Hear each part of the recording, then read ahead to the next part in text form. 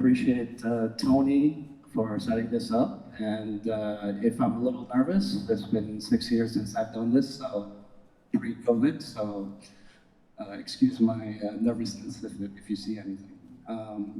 So last year, or 2 years ago, I moved here, and my journey has been about 20 years in agency business. I've worked for Qualcomm.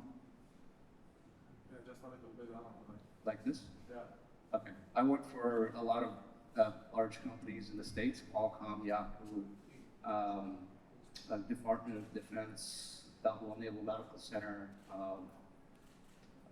LPL Financial, just some of these larger companies. And so over 20 years, we probably built a large pipeline of revenue, probably 8 figures aggregate revenue for my company. And so I'm just teaching you a couple of things that I've learned through cold outreach, cold email, and cold aspects of things. In this specific talk, we're going to talk about cold email and what I did and learned over the last 15 months. About 2 years ago, I came to Split. I was in typical type of thing after COVID, traveled, and I was in burnout mode. So I came to Europe and I landed up in Split. I had a great time, and then I decided to move here. And I met fantastic people like Tony and all of my colleagues and friends here.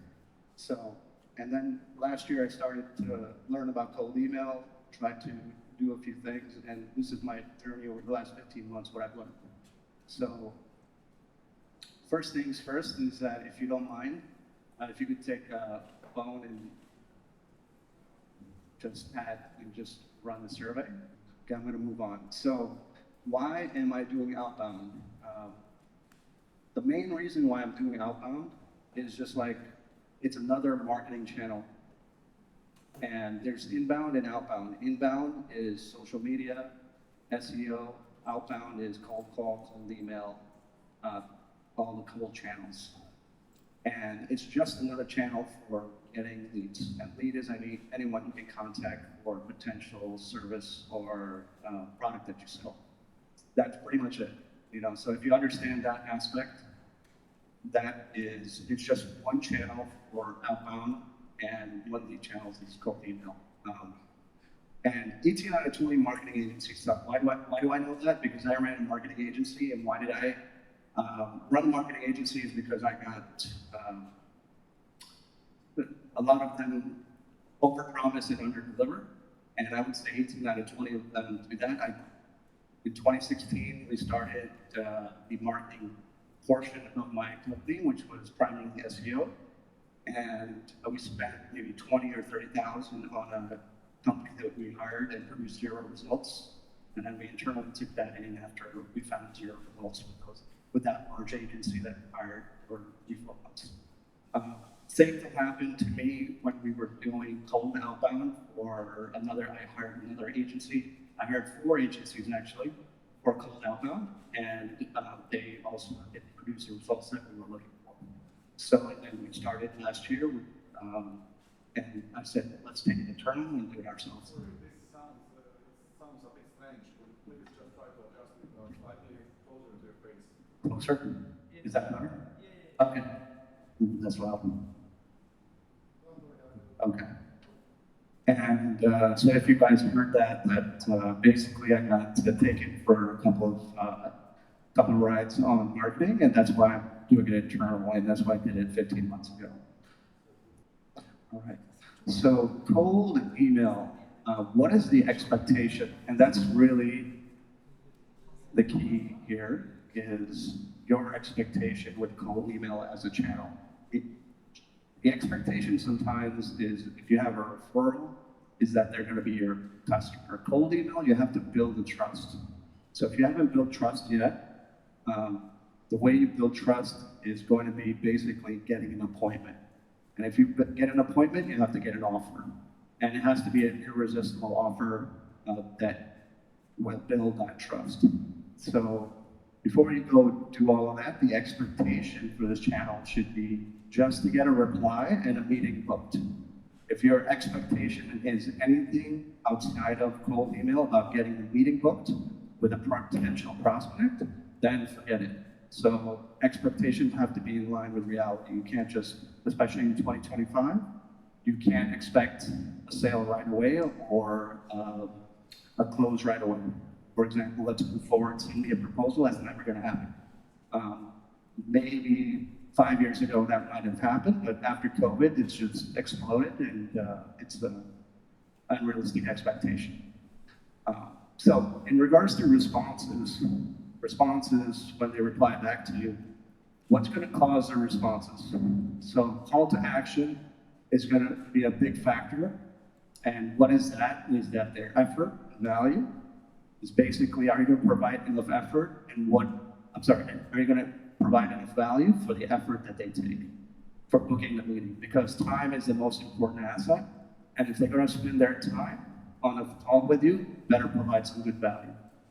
So effort, so call to action, plus relevance, which is their priorities, their problems, and the value you provide, plus the meeting. Plus you gotta follow up with the phone, email, social, and possibly dropping. So it's not just email. Let's say they say, yes, we want to book a meeting, they don't show up, we have to call them.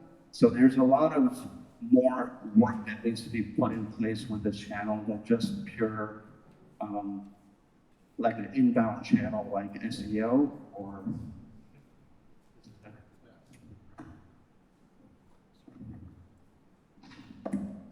Is this better, guys? Okay. Yes. Well spread out. That's not one of the reading. I can't tell if it was my voice or what that was, but basically, the responses here are going to require a lot more effort, and for you guys, because of the value. Because you haven't built the trust, and that's really key. And the expectation is that you want to get a meeting booked, and anything outside of that, forget it. It's not going to happen if your expectations are let's close the deal. It's never going to happen in the cold email in 2025. Any questions on that? So can you define a little bit more precise on meeting booked? Is this really a sales outbound call, or is this a cold lead elimination outbound call? Can you repeat that question? So an easy example. So you have a target group of, let's say, 1,000 calls. Prospects? You have a target group of 1,000 calls, and giving that to the sales rep would be very, very cost intensive. So what we have done was that we called all the 1,000 just to identify the cold ones, to eliminate them from the sales rep. And the sales rep didn't then a second phase call with the one that are potentially interested. And your question? Is a meeting booked? Is the expectation that the initial outbound call already books the meeting, or is it to eliminate the cold leads? So that has to do, so the question is, what's the purpose of this? Is it basically to qualify the lead? Oh, yeah. The first call is to qualify the lead, or is it to actually get an actual qualified lead into the sales pipeline? Yeah. And the answer is the first.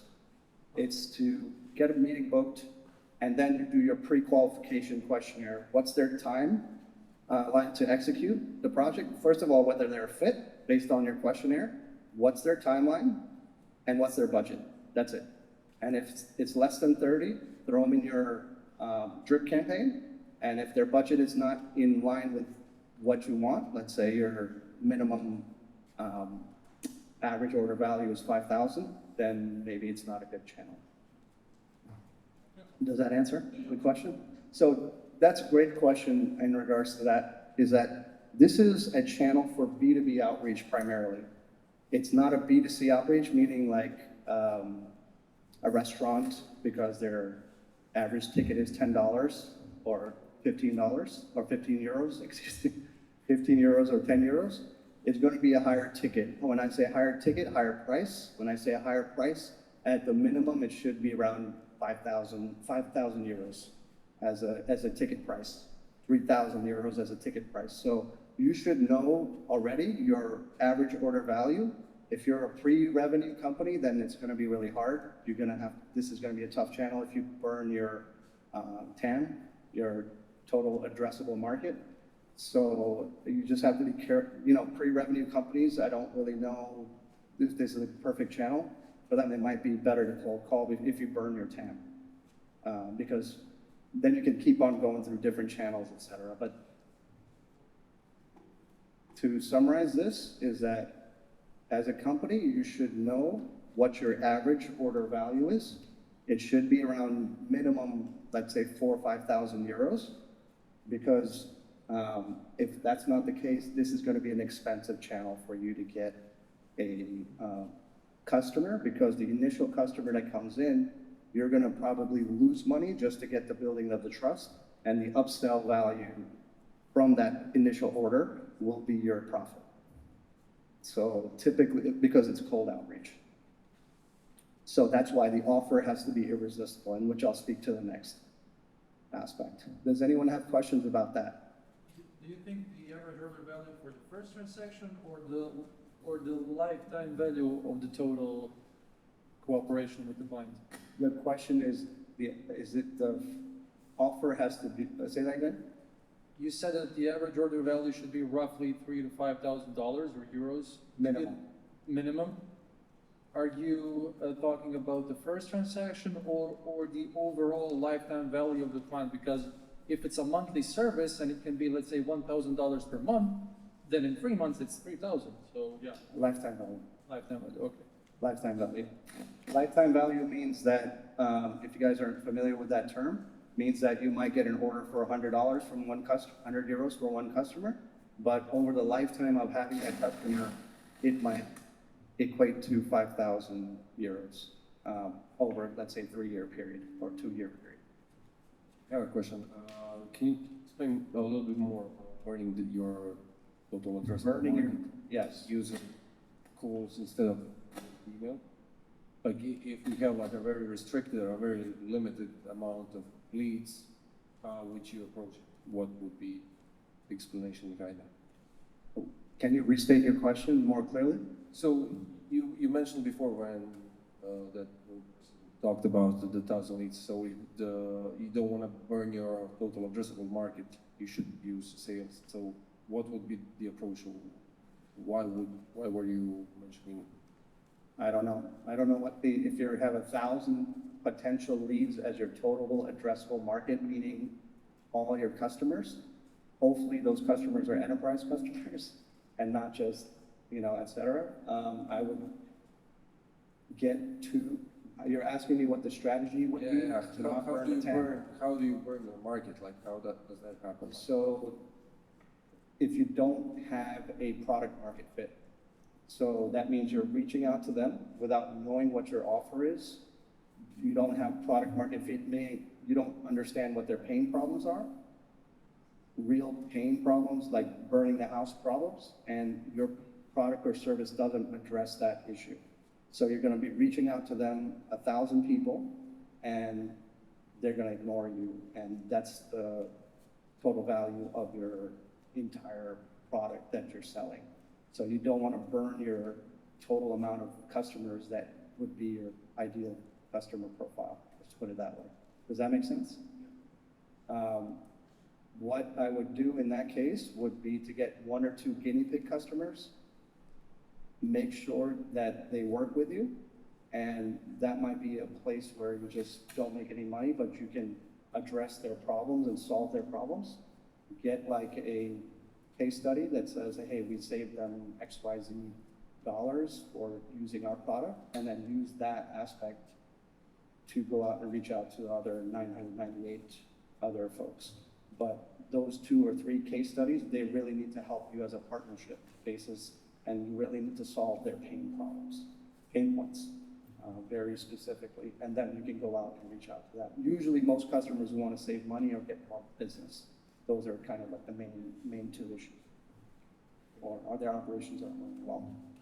So this was an outreach that I ran before, just because I was screwing around with things, and one of our ICPs was a home services ICP meaning the ideal customer profile, was home services, people that fix stuff inside homes. And I was just screwing around with this, and I just said, hey, this is great. I'll just make a funny email, send it to someone and a company, and see what they say. So again, this was a great email because it got a lot of responses. The bad thing was that there was no offer. So this is what I learned, is that even if you can make people laugh, it doesn't mean they're going to do business with you or get on the phone, because you don't really have an offer for the customer. So again, this goes back into pillar one.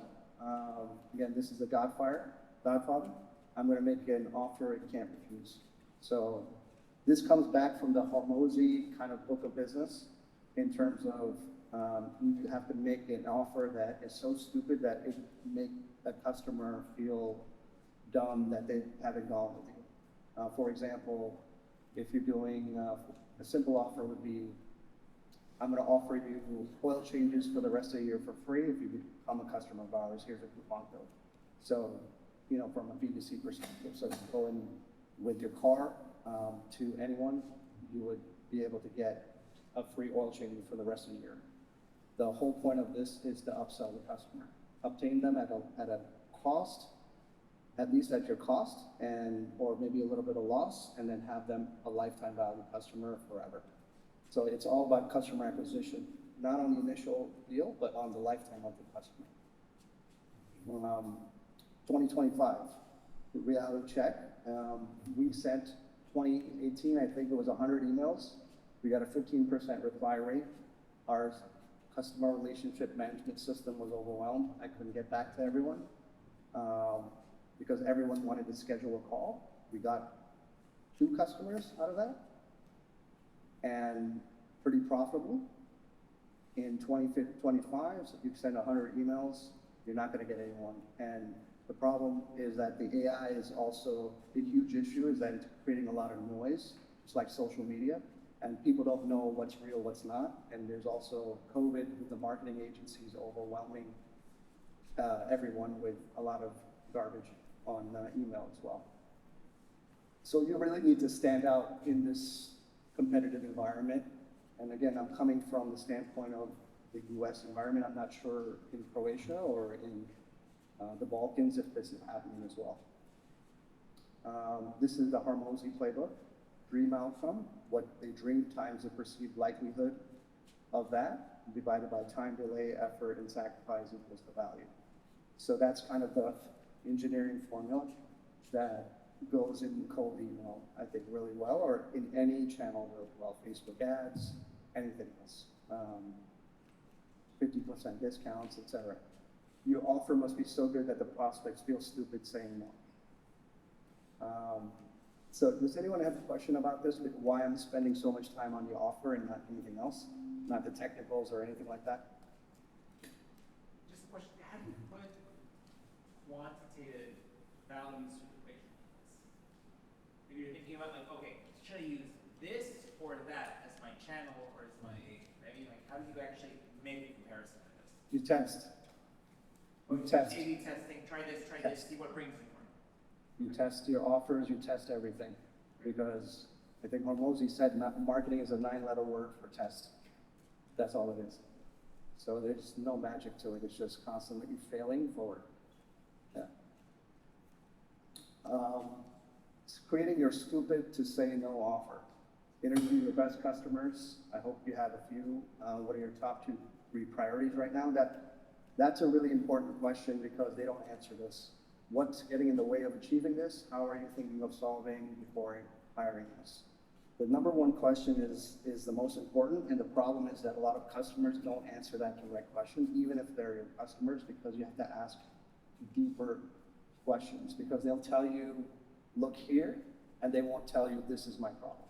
So you have to kind of redirect that, and really important that these questions are answered by the founders on the call with the customer or the sales reps. Do not get the product folks involved. Do not get any marketing folks involved. It's got to be people that are in sales or founders asking these questions because they understand the position of the customer and being in their shoes. Because the number one question is always hard, because you have to ask the right questions, because they always give the wrong answer to the customer.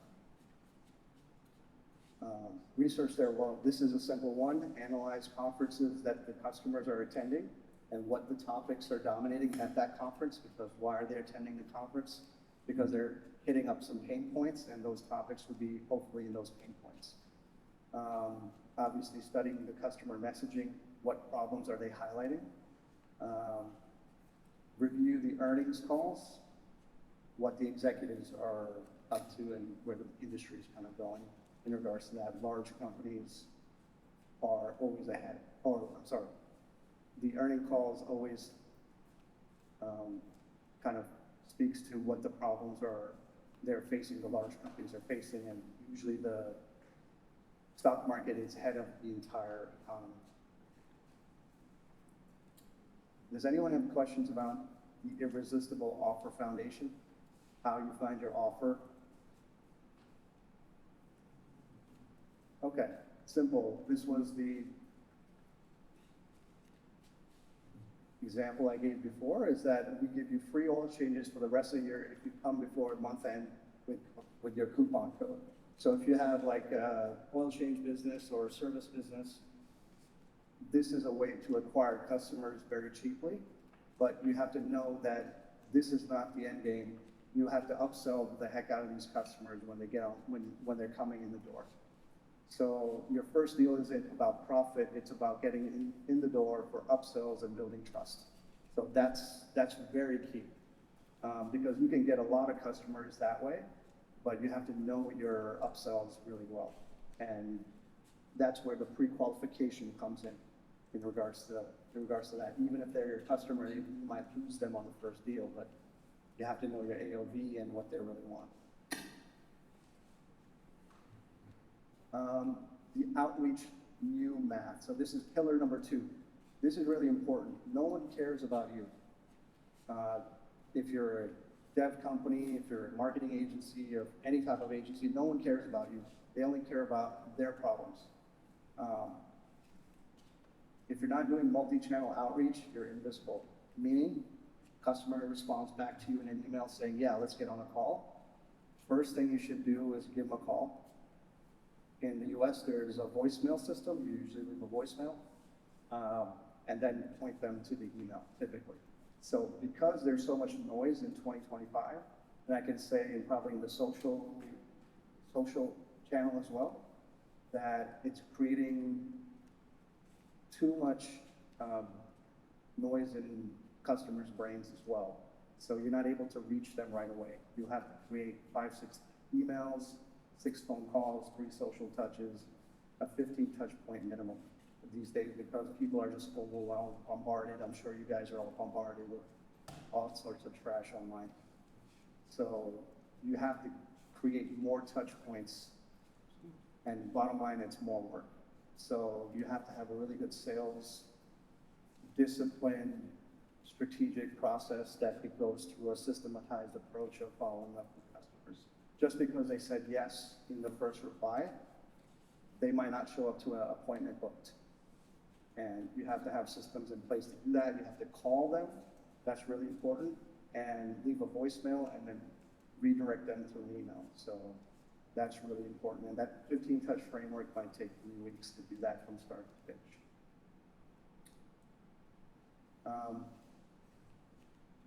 Channel integration. So this is how you would do that. It's an example. Email subject line, again, very short, left you a VM, voicemail. Hey, Sarah, just left you a quick voicemail about blah, blah, blah, about whatever marketing challenge you have, or whatever operation challenge you have. And then this is the voicemail script. Hi, Sarah, it's Dhruv from iUniversal calling you about whatever industry, let's say whatever industry that they're in. We just helped, the plumbing company in Georgia get $4 million in pipeline revenue. Sending in a quick email with details. Subject line is left to a voicemail. So basically, you email them, and then you continue that with a voicemail. And that's kind of, you know, you thread in that kind of systematized process from one to the other. They're not working separately, they're working in conjunction together. And this is someone called Jason, the Bay reply method. Lead with the outcomes. Again, they don't care about you, they care about what they want, not the features that you have, not what you can do, not the technical features. Show their problems, personalize, again, where they're located, what their problem might be, what their social media is saying that they're hiring for. Laser focus, this is really important, keep it short. And mobile optimized. Make it about them, 2-to-1 ratio of them to you as a customer, you as the vendor, excuse me. Super simple, quick question. That's very common. Shorter subject lines, less than 5 words. Saw you're hiring 5 sales development representatives. Guessing productivity is a priority. Most VPs tell it takes 6 months to ramp, blah, blah, blah, cut time to 8 weeks, happy to share how. So bottom line, what I'm showing you is that keep it simple. People don't have attention span. And if you don't get to them in the first 2 seconds, just like any ad, you know, Facebook ad or Google ad, you're gonna lose them. So imagine this as the same type of philosophy psychologically. This one's gonna be hard to go through, so I'm not gonna go through the follow-up sequence, but if you guys want it, I will happily share it with you guys. Okay, so pillar 4, messaging that converts. Again, I keep saying this, do not focus on what you do, focus on their problems. Every cold email I get is focused on what they do. They don't care. The customer does not care about you. They don't know who you are. And this goes with any channel, not just cold email. Focus on their problems. This is an example. Most sales teams wait 3 hours a day, which equal on manual tasks. So that's cost savings. Again, they don't have enough business or operations are running poorly. So one of the 2 things they want to, typically most companies want to focus on. Problem-focused messaging framework. This is an example. Top 3 customer problems. Again, lack of quality leads. That's always been the case. I think you guys touched up on that, is that you're qualifying what leads are good. No transparency on the revenue, meaning when they capture a lead, convert them to a customer, they don't know what the actual revenue might be if they don't have systems in place. And a third thing could be it can't identify why the top reps, why their sales reps are succeeding while the other ones are failing. What are the top reps doing well? So metrics on that. So these could be top customer problems because they want more quality reps. They want transparency on profit, and they want quality leads, most customers. And below that is an email first rule of, because most people are checking their email on their mobile. Keep it short. Boring is better. Skip the greeting, just go right to the value. And body is under 75 words, paragraphs, 1 to 2 sentences max, and call to action. Call to action, don't tell them to do 2, 3, 4, 5, 6 things, just do something very specific. Here's a case study, here's a meeting, are you open to chat? And only 1 call to action per email. People are not focused these days. Any questions?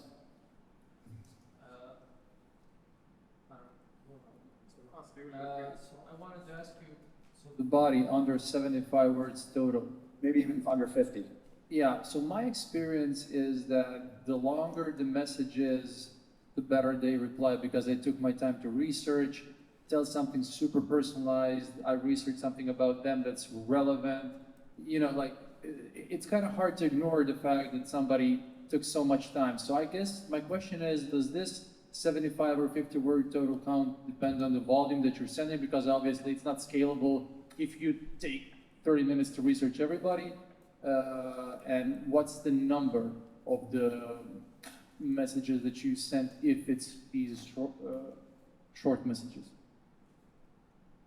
I would say a couple thousand a day. Yeah, so if you're doing personalized for like 100 people, then it's different because you're actually researching them manually. This is at scale. So, go ahead. Yeah. Do the mails end up in the spam folder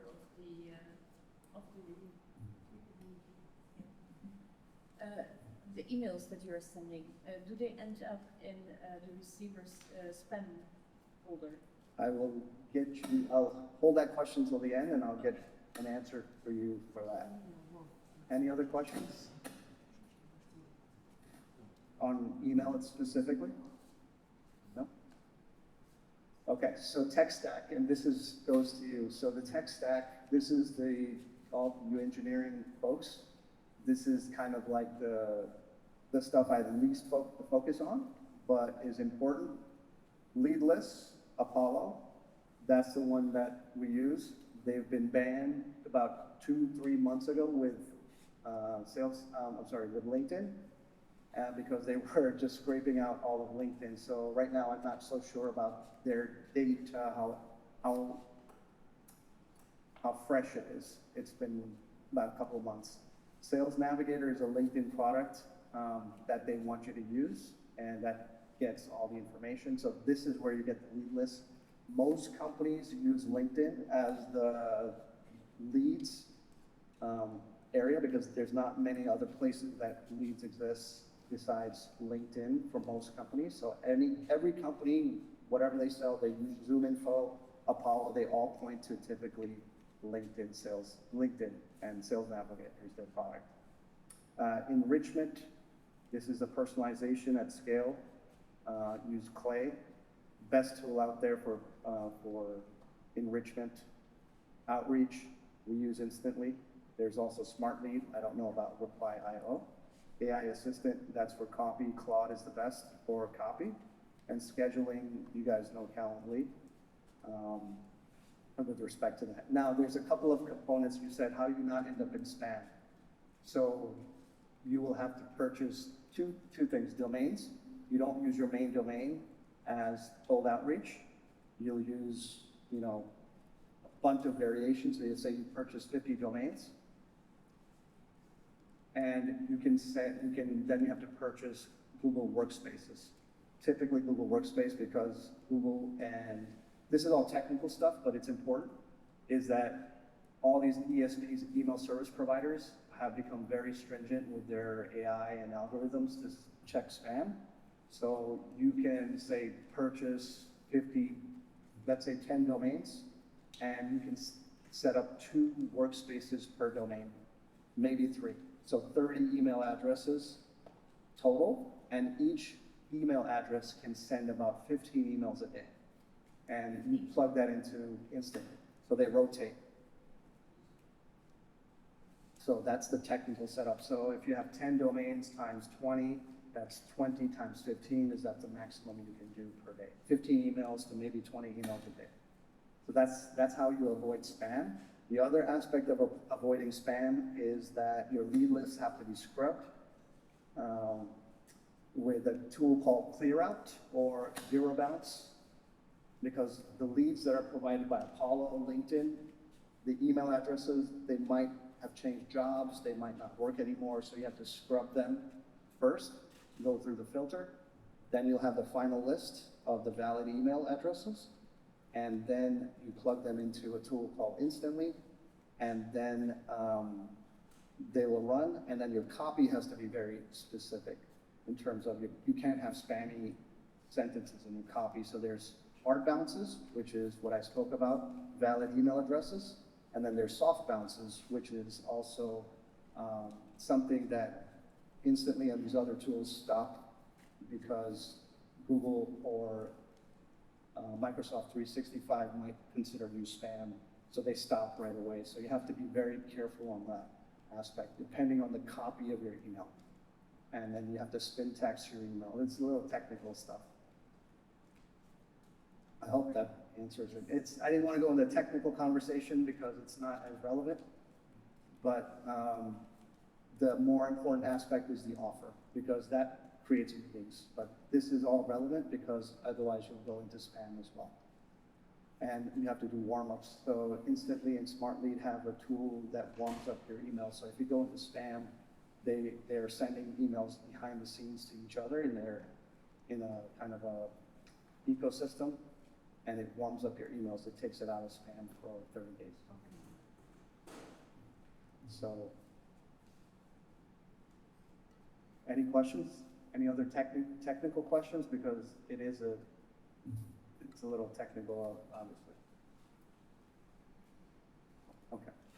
All right. So again, no one cares about you or your service. They care about their pain points. This is the most important aspect of that. And this pain points is going to speak to the great offer, which is going to yield high response rates.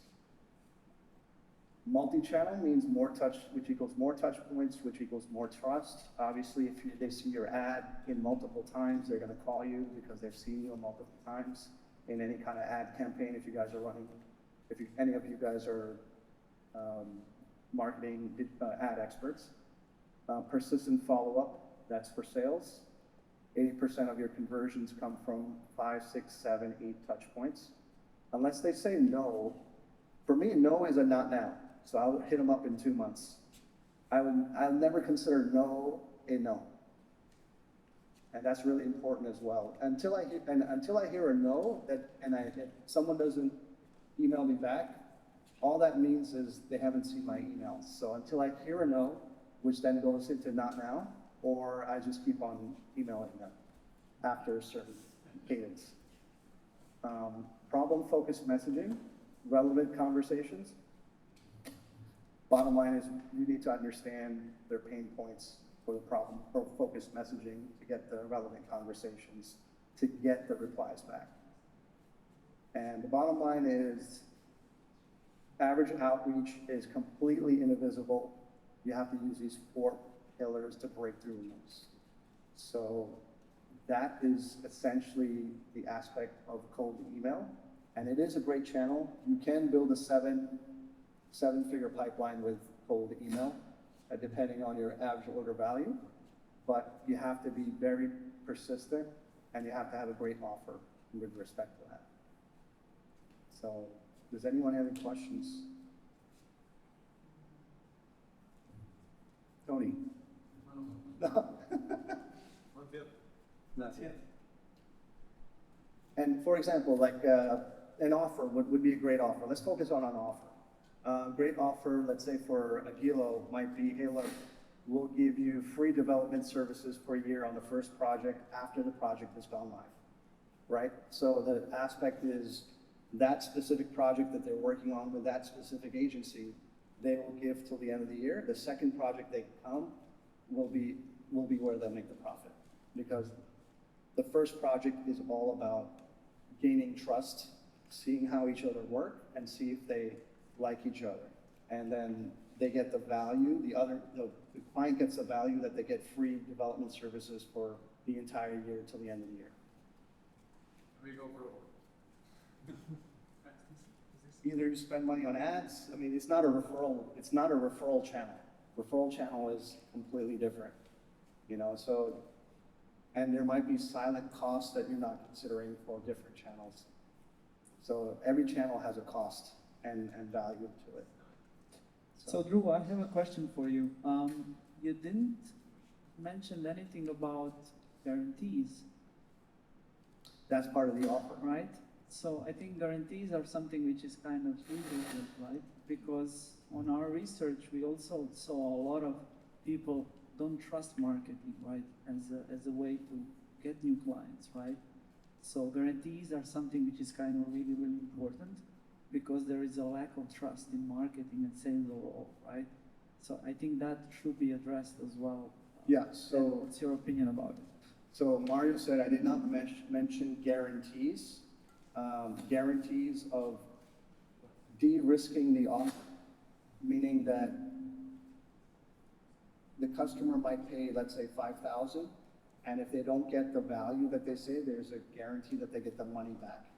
Typically, those guarantees are set up in the marketing space, and that's specific to the specific offer. So not all offers have guarantees. Some offers might be free, etc. Just because we run a marketing company, we will put that guarantee in there because it's related to direct revenue. If we don't get you 90 leads within 90, well, if we don't get you 30 leads, qualified leads within 90 days, we will work for you for free and refund you the initial setup fee, something like that. So it depends on what the company does with respect to that. The two things that both of them said, guarantees and brand value. And brand value equals trust. So it's, like I work for Hadoop or something like that, people are gonna think, oh, okay, you have that as a customer, I'm gonna trust you more. But that only gets you so far in anything. It gets you further, yes, because you have Hadoop as your customer. That's for example. So it's the brand as well as a guarantee, and combining those two would be a powerful offer. Well, Tony touched upon it at the very beginning. Everybody receives those emails from Nigeria. That's cold email and trust right there. But how many follow-ups do you get? Oh, they're still there. Any specific questions about that? Nope. Anyone else? But this is a really important point that you brought up, is that well, in my experience, most of the marketing agencies stink, right? Because it's easy to just start up a dev agency, marketing agency. There's no hard costs. It's not a manufacturing company, a software company. There's no hard costs.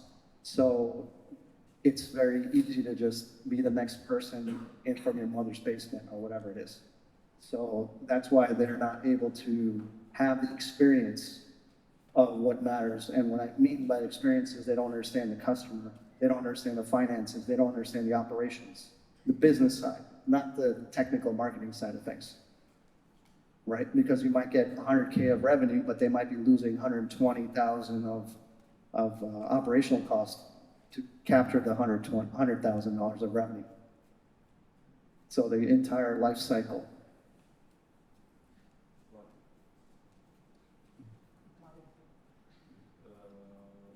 You've been in the agency business, in the marketing space for 20 years, so you had your share of companies and Had a lot of failures.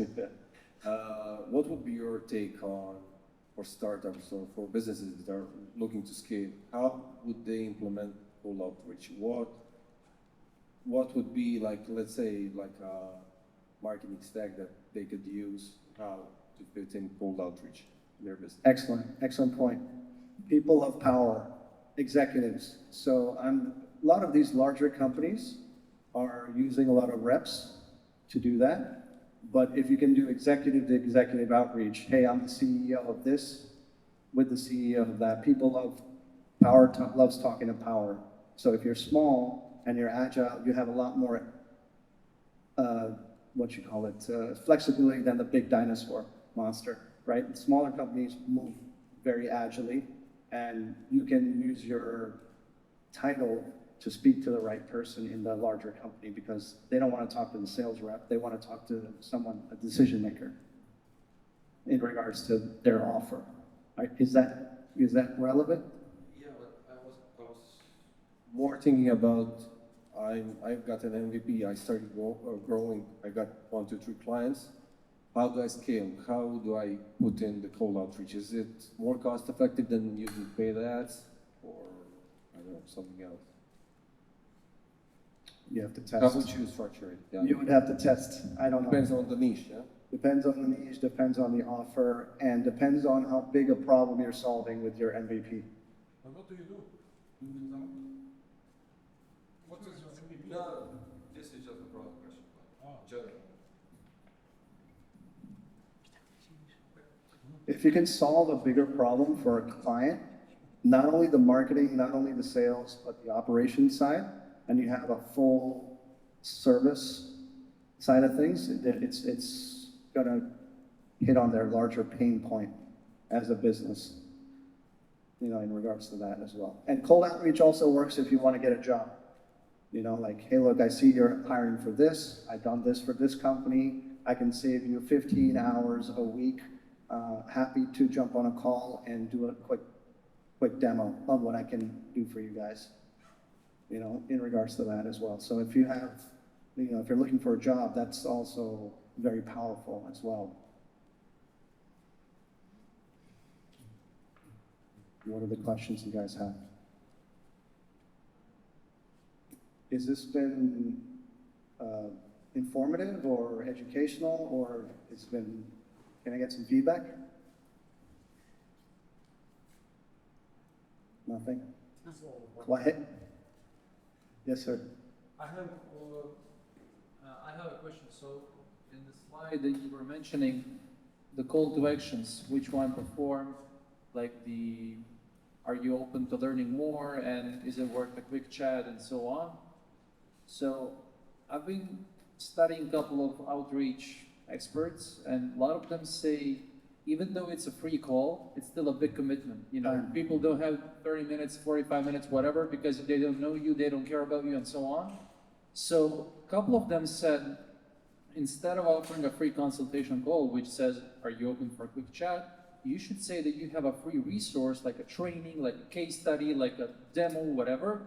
And then you're asking them, do you want me to share this material or resource with you? And if they reply with yes, then you share with them. So I was curious about your opinion about that. So a single call to action should be that, a case study or something like that initially, and then you can do a follow-up maybe in your third sequence in the same email to say, free to chat about this. But the initial could be a case study, like you said. It seems like you're doing very specific to a very specific TAM about a very specific service. So you can do your manual research, and that's way more effective than the spray and pray or generalized person, you know, that kind of, like larger TAM. So you would say that in that case, in the first email, you offer the resource, and if they reply, you send it back, and then the other call to action in your second email is, if this something is interesting to you, book a call and so on. Yeah. Okay, cool. 100%. 100%. Any other questions, guys? We got a few more minutes left, and I think everyone's on their phone right now. Sending emails. They're all sending emails from their phone. I don't do it for other companies, just FYI. Now, I do have just a quick thing on me is that I do have a product called Lead Identifier. If you are doing any e-commerce or selling directly to consumers, I can do that for you guys, but I don't do it B2B outreach. I do have other companies that I can refer to if you guys are interested in B2B outreach like this.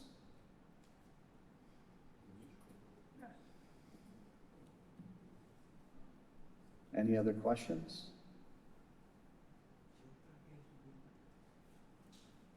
No? Okay. Very good. All right, so thank you so much. I appreciate your time to come here on a Wednesday night. And Tony, do you have anything else to add? Absolutely. Oh, yeah. So thank you so much for coming in. And if there's any questions, please reach out to Tony or myself. And I'll be happy to share every resource I have so you guys can be successful in doing this and you don't have to spend 15 months like I did.